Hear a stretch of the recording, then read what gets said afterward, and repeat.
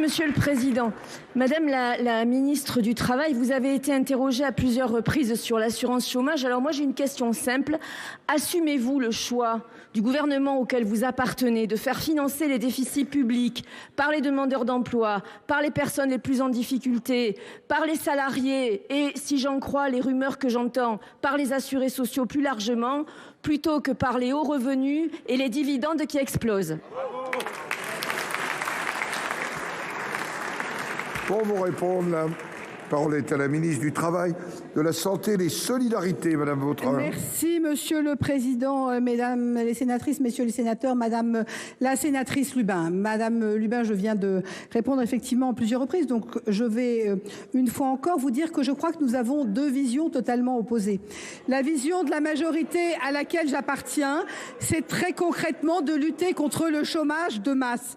Le moins qu'on en puisse dire, c'est que à d'autres époques, la majorité que vous avez pu soutenir n'avait pas forcément la même approche. Et c'est là la différence. Et la différence, elle se mesure en termes de résultats. Parce que très concrètement, je le répète, 2 700 000 personnes ont retrouvé le chemin de l'emploi depuis 2017. Ça, c'est le premier point.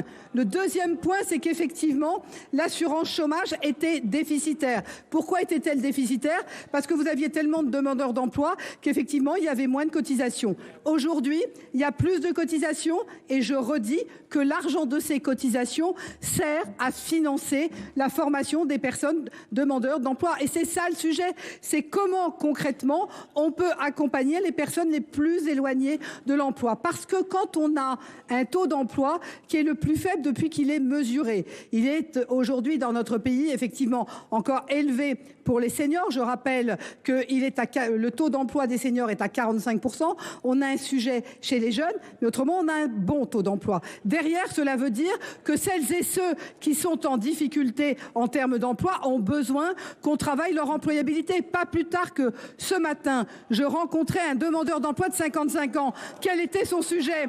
Son sujet, mais vous pouvez rire autant que vous le voulez. La réalité, c'est quand même la vie de nos concitoyens. Et ça me fait pas rire, si vous, ça vous fait rire, que d'essayer d'aider des gens qui sont en difficulté parce qu'à 55 ans, allez retrouver un boulot. Faites-le, je sais pas combien ici ont été au chômage. Mais c'est ça la difficulté. Et la différence entre vous et nous, c'est que nous cherchons des solutions concrètes quand vous êtes dans les postures.